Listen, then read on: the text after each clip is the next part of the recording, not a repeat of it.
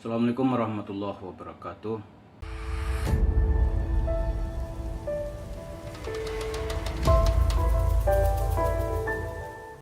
Para pemirsa, ini setelah 3 minggu semenjak para investor dan orang-orang yang telah menyerahkan uangnya kepada Yusuf Mansur mendatangi rumahnya. Sekarang kita belum dapat informasi lagi apakah Yusuf Mansur sudah kembali dari lawatannya ke Yaman dengan Habib-habibnya, datang ke Habib Umar, kemudian ke Mesir, lantas memberikan komentar-komentar pendek, dan terakhir di Jordan. Apakah dia sudah sampai di rumahnya atau belum? Kita belum dapat informasi. Ini banyak yang nanya nih Ustaz ya. Katanya kalau ini agendanya kesini kabur gitu. Ini banyak yang nanya, aduh pusing saya. Jawaban terbaik itu adalah iyain aja. Udah. Jelek lo, ya gitu. Nego lo, nah ya, gitu kan. Iya udah ketawa dulu. Karena yang terbaik itu adalah orang menyangka kita seperti apa. Tapi kalau kata surah Al-Munafiqun mah Allah yashhadu innaka la rasul kayak gitu. Jadi biar aja orang lain nyangka apa, yang penting kata Allah, aku menganggapmu adalah utusan.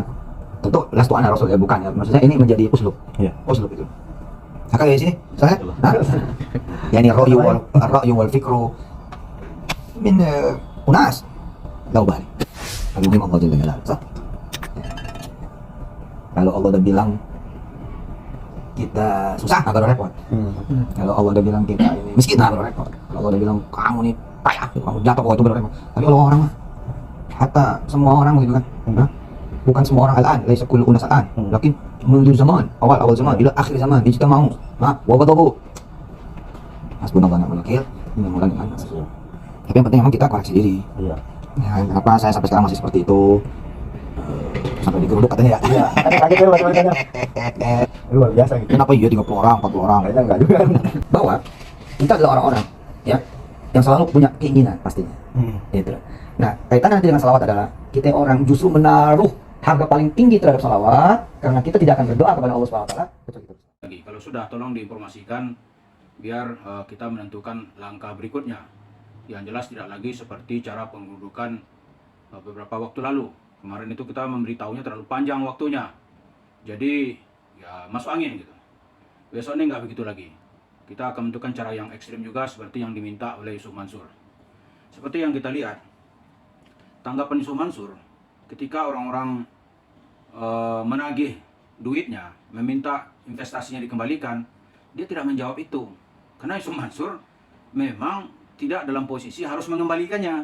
Kalau dia merasa wajib mengembalikannya, mungkin bahasanya tidak seperti dari narasi-narasi, dari statement maupun dari press release yang dia sampaikan kepada wartawan. Misalnya dia mengatakan begini, orang-orang datang itu nggak ada niat hatinya untuk menerima gitu, apalagi melayaninya dengan baik. Dia malah kabur dari tempat pelariannya. Dia mengatakan, sebagai seorang warga negara, pokoknya saya ngikutin aja jalannya semua persidangan hukum. Mesti kan bisa ya, kita ini menyelesaikan masalah tidak perlu pakai sidang. Dia kan kenal dengan ibu-ibu yang dia makan di rumahnya berhari-hari gitu. Bukan sebulan 2 bulan, lama dia berkenalan. Sekarang orang minta gitu. Dan diminta pun nggak banyak. Dia jawab dengan pokoknya melalui proses sidang hukum. Berarti dia tidak mengakui gitu. Kemudian yang kedua, dia juga menantang gitu. Apa maksud orang mau menggeruduk rumahnya? Padahal orang hanya meminta supaya ketemu. Kalau juga nggak merasa yakin untuk mengembalikannya, ayo kita bermubahalah. Kan itu yang diminta oleh Pak Zaini dari masjid di Cibubur. Begitu juga nanti orang-orang lain yang sudah dirugikannya. Dia berbahasa seperti itu karena masanya banyak. Saya dengar dari Freddy, kalau 1-2 orang yang datang, itu bodyguard-bodyguardnya itu akan bertindak seperti seorang preman gitu. Dia akan bertindak kasar, merampas HP orang, kemudian kalau bisa ya memecahkannya kalau data-data rekaman tidak dihapus. Kemudian dia mengatakan lagi juga, dia mengatakan ini akan memperberat mereka sendiri di kemudian hari dengan izin Allah. Orang datang ke rumahnya katanya nanti akan mendapat balasan sendiri dari Allah. Kemudian ya kalau saya kata Yusuf Mansur, siapa yang baik di mata Allah maupun di mata hukum, insya Allah Allah benar-benar gak bakal tidur, gak bakal tinggal diam. Saya yakin, saya dan kawan-kawanku yakin itu. Nah sekarang kalau yakin itu, gitu, kalau memang itu yakin, itu menyelewengkan harta orang itu, yakin nggak Allah tuh benar-benar nggak bakal tidur? Karena Anda yakin. Semua kita juga yakin. Kalau memang yakin, kenapa mesti menyelesaikannya melalui pengadilan formal gitu. Pengadilan formal itu adalah orang-orang yang tidak bisa lagi bertemu dengan data-data yang dihadapi secara formal. Anda berutang, saya membayar. Tidak ada ketemu, baru orang ke pengadilan. Sekarang musyawarah. Katakan beriman kepada Allah. Mari kita lihat lagi misalnya bagaimana Yusuf Mansur mengutip ayat secara serampangan. Dia mengutip ayat ketika Nabi Muhammad diledek-ledek, dijelek-jelekin, difitnah oleh orang kafir, orang musyrik, orang munafik. Saat itu kata Allah, innaka la rasuluh. Engkau ini pokoknya rasulku. Di Yusuf Mansur mengatakan, apa aja dibuat orang biaran deh. Yang penting ente ente benar. Ini tafsir dari mana?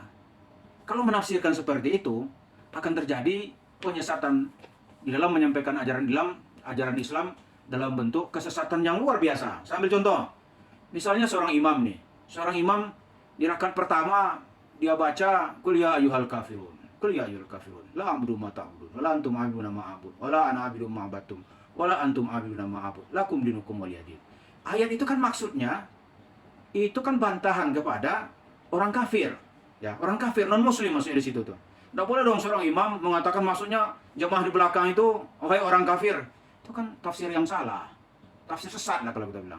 Lantas rakaat kedua dia baca araital ladzi yukadzibu biddin fadzalika alladzi yad'u al-yatim wa la yahuddu 'ala ta'amil miskin fawailun lil musallin. Lantas yang kedua dia bilang, ini yang di belakang ini orang-orang masuk neraka semua nih. Apa begitu maksudnya?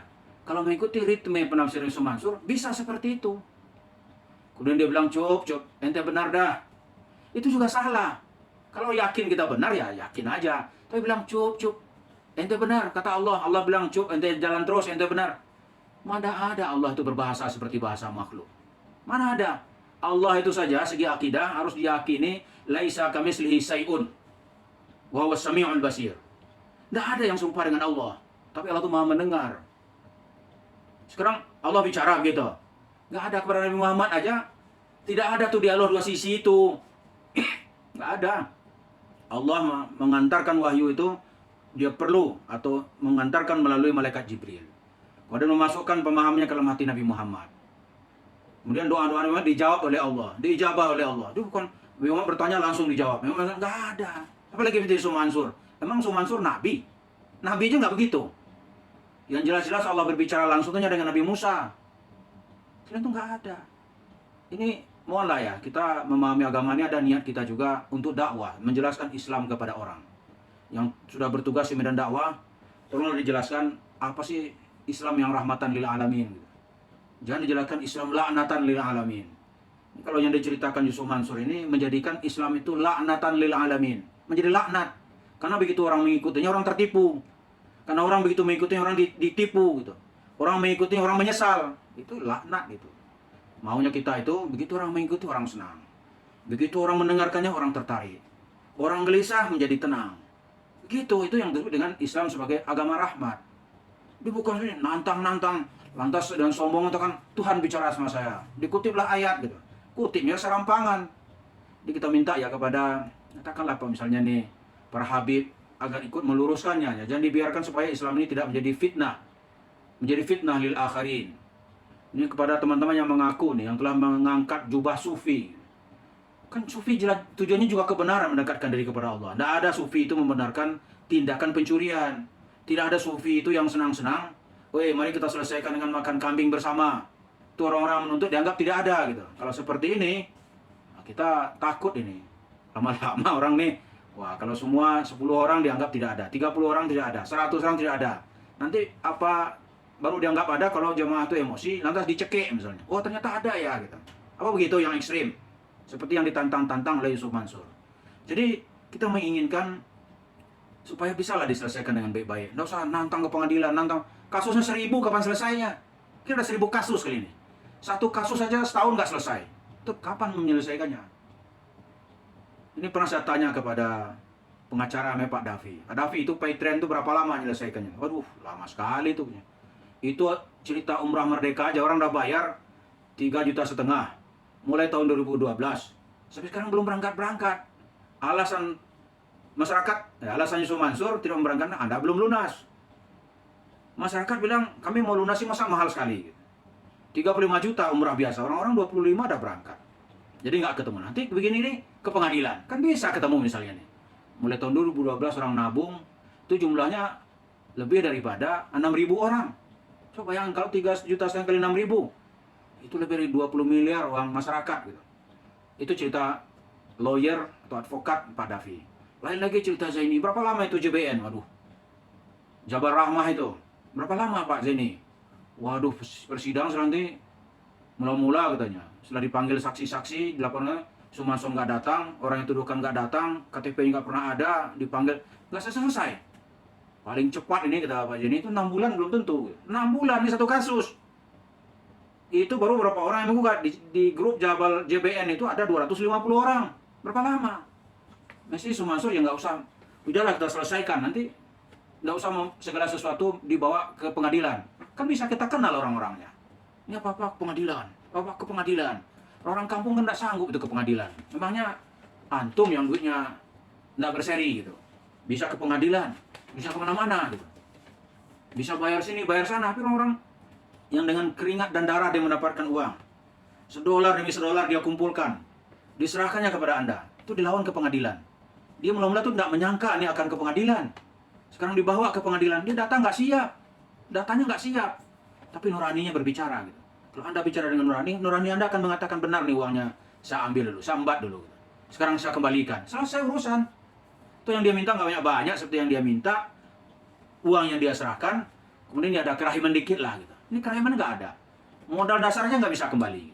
Lantas kita petentang-petenteng mengatasnamakan ulama umat, pemimpin Islam gitu. Malu lah, kalau saya tuh malu sekali saya tuh. Coba di tengah orang ribut dengan soal-soalnya, Sumansor apa dia merasa terganggu gitu. Dari pernyataan videonya enggak. Dia mengatakan begini. Sehari-hari, ini salam dia dari Tarim Hadramaut Yaman. Sehari-hari di Yaman itu bagaikan surga. Coba bersama Habib Umar, Habib Salim dan para guru yang Masya Allah. Subuh ke masjid, ya kan, subuh-subuh daras, belajar maksudnya, ngaji, taklim, makan-makan, nerima wajah khusus, makan privat, jalsah. Ya Rob, orang minta nggak peduli dia. Ini ratusan orang menuntut, kembali uang kami, nggak ada urusan dia. Dianggap ini seperti suara nyamuk aja nih. Jadi kita harap, ya kita lagi menunggu juga ini, Sumansor udah balik atau belum. Jadi kita lagi tunggu teman-teman kita yang dekat sana, tolong dikasih info, dia udah balik belum, biar kita mengumpulkan anggota-anggota yang baru yang lebih banyak, sehingga tidak dianggap sepi gitu. Mudah-mudahan Allah membukakan hati orang-orang yang bersalah dan menerima pengembalian dari sikapnya itu yang disebut dengan taubat kepada Allah dengan cara mengembalikan hak-hak orang yang pernah dizalimi. Terima kasih. Assalamualaikum warahmatullahi wabarakatuh.